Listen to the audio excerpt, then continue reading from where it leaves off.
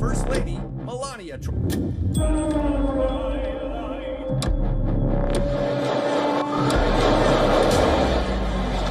See a man charge a security checkpoint armed with multiple weapons. The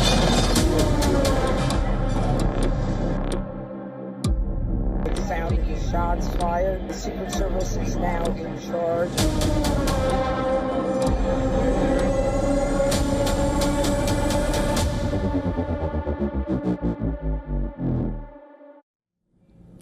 A night of glamour in Washington turned into a scene of panic and chaos. What was supposed to be a high-profile evening of politics, media and celebration ended with gunshots, screams and a dramatic security evacuation of President Donald Trump. Our next report tells you how the incident unfolded at the White House Correspondents Association annual dinner. Take a look.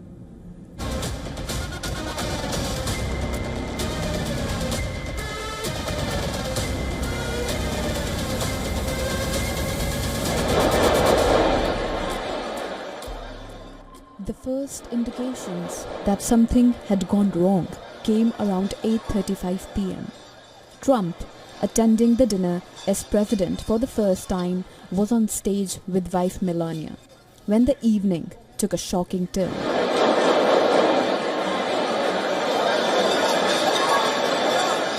Loud bangs suddenly interrupted the event. At first, some in the room thought it was a tray falling.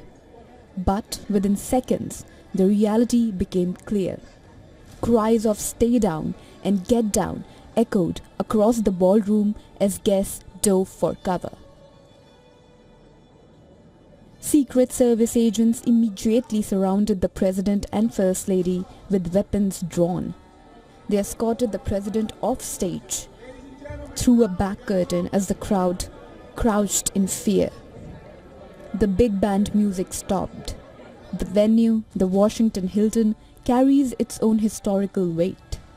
It was the same hotel where President Ronald Reagan survived an assassination attempt 45 years ago. Journalists inside described a moment of pure instinct.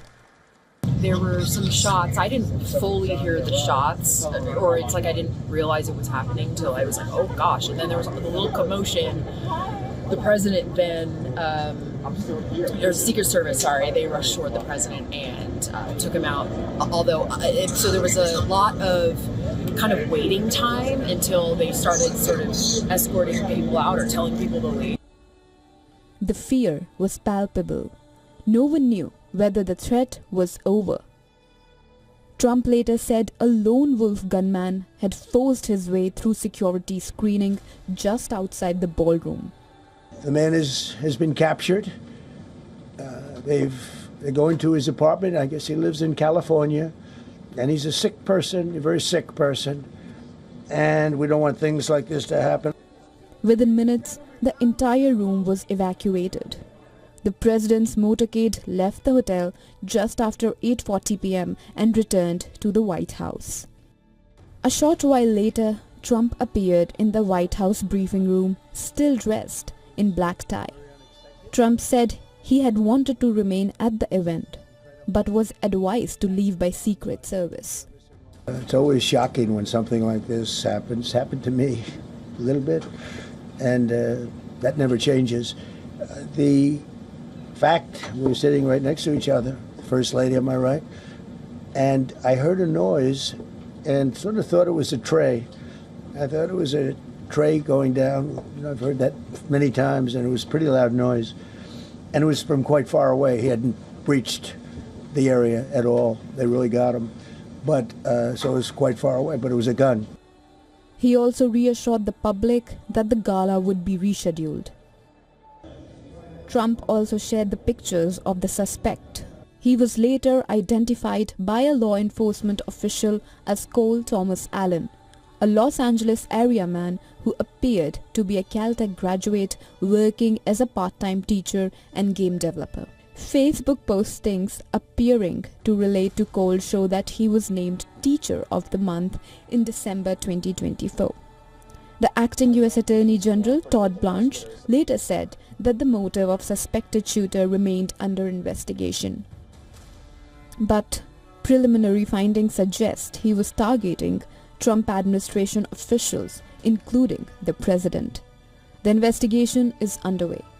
The defendant will be arraigned on Monday in federal district court.